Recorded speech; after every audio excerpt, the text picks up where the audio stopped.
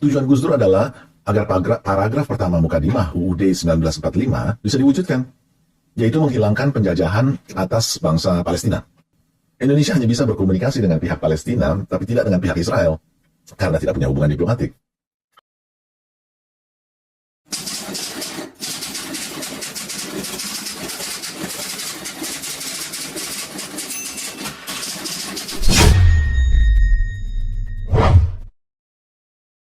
Pada edisi sebelumnya, kita membahas tentang peran non-mediasi dalam isu konflik Palestina-Israel yang sudah diadopsi oleh Indonesia selama hampir 3/4 abad lamanya, sejak tahun 1950. Nah, sekarang kita akan membahas tentang peran mediasi. Sudah ada daftar panjang berbagai mediasi dilakukan, antara lain Camp David Accords itu tahun 1978, juga Madrid Conference tahun 91, dan seterusnya. Panjang sekali daftarnya, sampai yang terakhir adalah Abraham Accords tahun 2020. Itu semua adalah contoh-contoh nyata peran mediasi yang Perdana Menteri Muhammad Stayeh tidak ingin Indonesia lakukan.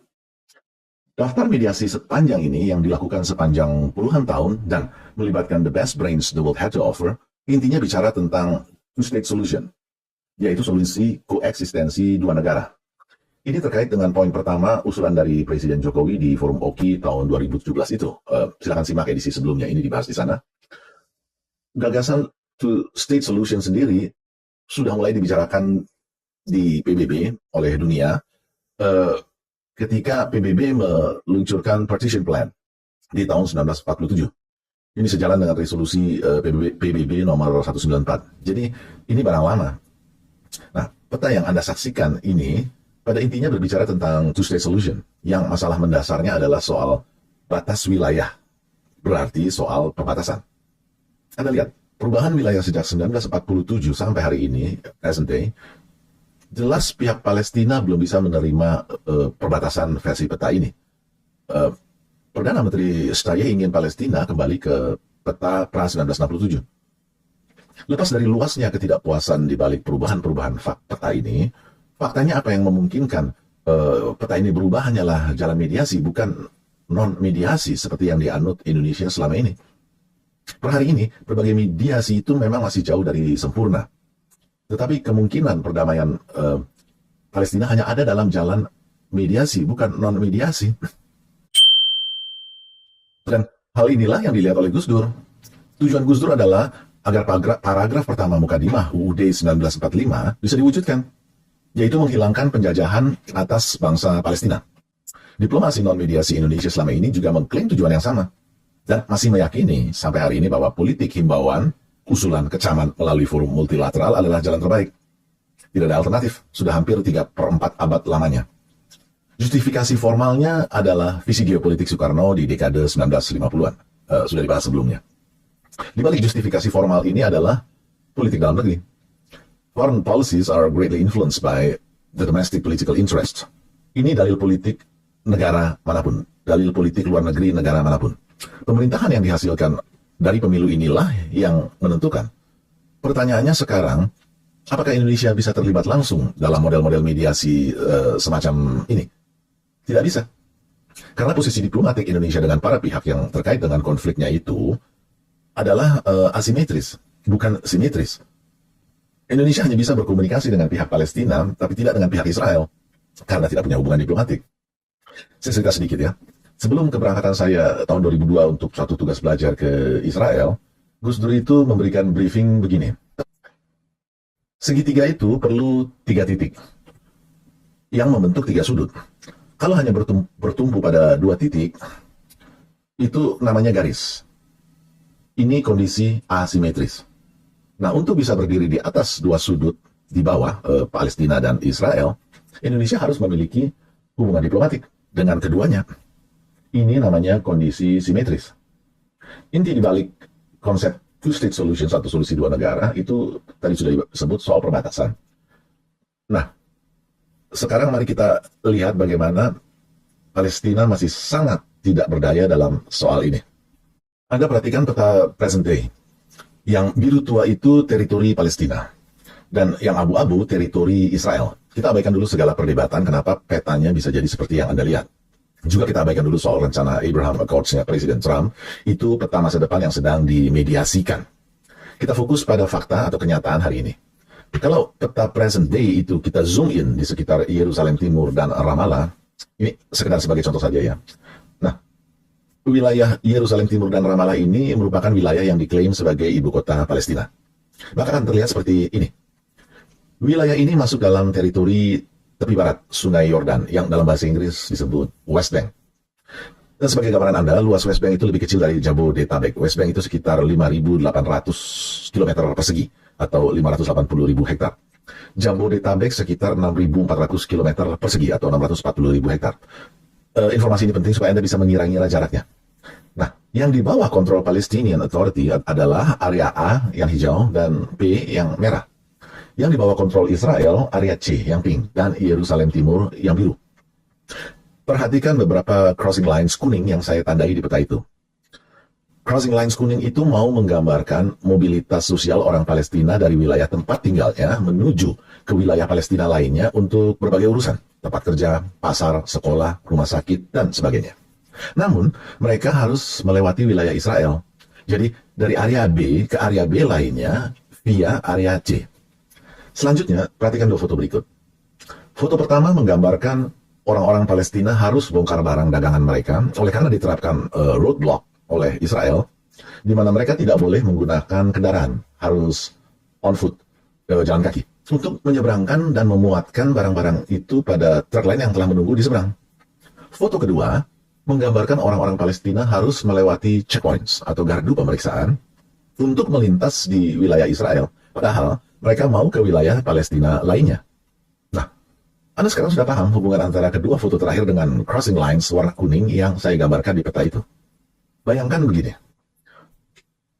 Anda di Jakarta sehari-hari bekerja di bilangan Sudirman Tamrin, anggap area B, tinggalnya di Cinere, anggap area B juga, tapi setiap melintasi Kebayoran Baru yang adalah area C, Anda harus lewat checkpoints 2 kali sehari pergi dan pulangnya.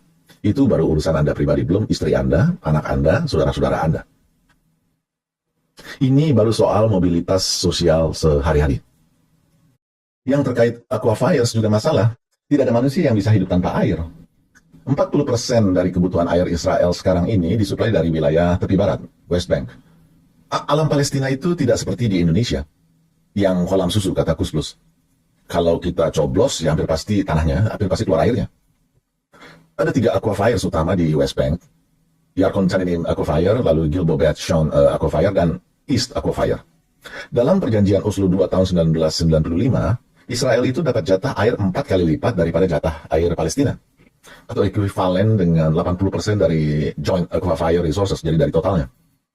Tetapi 94% dari kedua aquifers yang di sebelah barat, tadi kan ada yang East ya, itu dialokasikan untuk Israel sepenuhnya. Ini hasil mediasi. Ingat, topik kita sekarang soal mediasi. Masalah lain soal energi listrik. Israel Electric Corporation atau IEC itu menyuplai 95% kebutuhan listrik di West Bank. Hanya sekitar 5% saja yang disuplai oleh Jordan Electric Power Company. Itu pun hanya ke wilayah Jericho. Ini dulu yang disebut-sebut sebagai ibu kota Palestina. Palestinian Electricity Transmission Company yang punya Palestina sekarang menjadi sole buyer, pembeli satu-satunya, tunggal. Yang 2 tadi, yang Israel dan Jordan itu supplier. Nah, dari sini saja Anda sudah bisa lihat. Nah, listrik dari IEC ini dibeli oleh perusahaan listrik Palestina ini dan mendistribusikannya ke wilayah-wilayah Palestina yang area B. Jaringan distribusinya pasti melintasi area C milik Israel juga kan? Listriknya masih pakai bahan bakar fosil, entah batu bara, entah minyak bumi. Impornya dikuasai siapa? Masuknya melalui pelabuhan milik siapa? Memang di jalur Gaza yang milik Israel itu ada pelabuhan. Tapi sudah sejak tahun 2007, Israel itu menerapkan blokade di perairan Gaza. Hanya jangkauan nautical miles tertentu yang dibebaskan untuk keperluan nelayan cari ikan. Selain itu, ini penting, wilayah Gaza secara de facto dikuasai oleh faksi Hamas yang di bawah pimpinan Ismail Haniyeh. Bukan di bawah kekuasaan Presiden Mahmud Abbas dan Perdana Menteri Muhammad Shtayyeh dari faksi Fatah. Nah, infrastruktur distribusi air dan listrik yang lintas wilayah di sisi Palestina ini membuat posisi tawar Israel menjadi lebih kuat. Anda lihat crossing points kuning tadi. Kalau Anda jeli melihat peta West Bank, secara keseluruhan, kita zoom out sekarang, area C yang milik Israel itu bisa kemana saja tanpa harus melintasi area A dan B yang milik Palestina, sekalipun harus memutar. Tetapi hal yang sama tidak berlaku untuk Palestina. Kita mau biarkan bangsa Palestina hidup seperti yang barusan saya gambarkan, melalui politik himbauan, usulan, kecaman, melalui forum multilateral seperti yang selama ini diadopsi Indonesia. Sering orang jadi terlihat pandai karena bicara tentang two-state solution dalam urusan konflik Palestina-Israel ini. Padahal ini bukan barang gampang di balik peta yang bolong-bolong seperti itu. Itu sebabnya Indonesia di tahun 1957 mengeluarkan deklarasi Juanda, supaya perairan kita yang memisahkan daratan itu tidak menjadi faktor yang membuat peta kedaulatan kita bolong-bolong. Deklarasi Juanda ini kita perjuangkan sampai tahun 1982 melalui UNCLOS, United Nations Convention on the Law of the Sea, yang merupakan pengakuan diplomasi, keberhasilan diplomasi Mukhtar Kusumaatmaja, ini mantan Menlu kita, dan timnya yang memang luar biasa cerdas. Dalam kacamata hukum internasional, wilayah Palestina itu diistilahkan dengan non-contiguous territory, teritori yang tidak berdekatan atau berdampingan satu sama lainnya, padahal di daratan. Wilayah Indonesia, sekalipun dipisahkan oleh laut, tapi merupakan satu kesatuan di mata hukum internasional atau yang disebut dengan contiguous territory, berdampingan, berdekatan.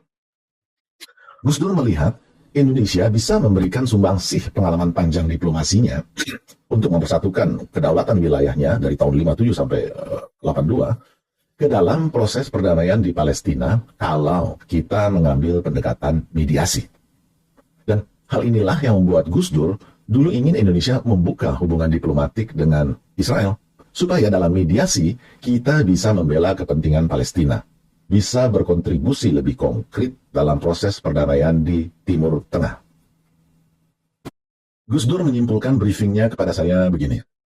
Pertama, ini soal mewujudkan Mukadimah UUD 1945, paragraf pertama, yang pada intinya penjajahan di atas muka bumi harus dihapuskan, karena tidak sesuai dengan peri kemanusiaan dan peri keadilan.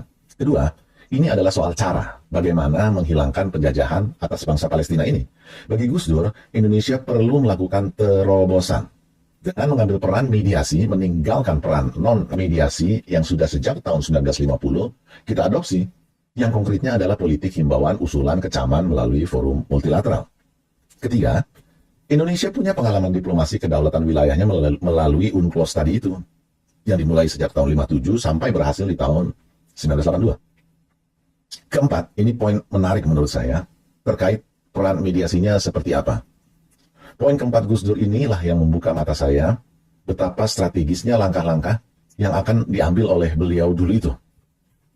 Pada tahun 2002, apa yang sekarang dikenal sebagai The Quartet on the Middle East, ini sering dipendekkan menjadi The Quartet saja, yang terdiri dari 4 aktor utama penjaga perdamaian di Timur Tengah, khususnya dalam isu Palestina-Israel ini, baru diformalkan di Madrid, Spanyol. The Quartet ini terdiri dari PBB, Amerika Serikat, Uni Eropa, dan Rusia. Namun sekalipun tidak diformalkan di Spanyol itu pun, mereka ini tetaplah aktor utama yang menentukan jalannya mediasi perdamaian di Timur Tengah. Dengan kata lain, Gus Dur melihat siapa aktor utamanya, atau siapa bandar politiknya. Nah, Gus Dur ingin The Quartet ini, 4 sekawan ini, diubah menjadi The Quintet, 5 sekawan, dengan menambahkan entitas yang merepresentasikan dunia Islam. Indonesia sebagai negara dengan populasi umat Islam terbesar di dunia, tentu saja bisa menjadi negosiator dalam mencapai tujuan ini. Selain itu, Anda tahu organisasi massa ormas Islam terbesar di dunia itu siapa? Nahdlatul Ulama, NU. Simpatisan NU ini baik yang Muslim maupun yang bukan Muslim tersebar di seluruh dunia. Saya tidak salah ngomong, baik yang Muslim maupun yang bukan Muslim. Saya Katolik dan saya simpatisan NU. Gus Dur bilang, kalau kamu bisa melakukan hal yang baik untuk semua orang, orang tidak tanya apa agamamu. Nah, modal lainnya adalah, Gus Dur tahu persis Indonesia itu punya pengaruh besar di Forum Oki dan GNB. Kedua organisasi besar dunia ini bisa mendukung gagasan Indonesia, sebutlah Indonesian Initiative, untuk memasukkan aktor kelima yang mengubah The Quartet tadi menjadi The Quintet. Kalau The Quintet ini berhasil diwujudkan, maka mediasi tidak adil di sisi Palestina yang barusan saya gambarkan itu bisa setidaknya minimalisasi, bila bukan diseimbangkan. Ya, namanya negosiasi dalam suatu diplomasi itu perlu give and take dan tentu perlu waktu. Penutup, beranikah para capres kita nanti, siapapun dia, yang namanya didaftarkan ke KPU antara Oktober-November 2023, kalau yang sekarang belum resmi karena belum didaftarkan, beranikah mereka mengubah jalan diplomasi Indonesia dalam isu konflik Palestina-Israel ini untuk mewujudkan amanat Mukadimah UUD 1945 paragraf pertama? Beranikah mereka menciptakan perdamaian di Palestina dengan cara baru, bukan cara yang sekarang yang usianya sudah hampir 3/4 abad? Kita ketemu lagi di edisi AI berikutnya. Tanah airku tidak kulupakan.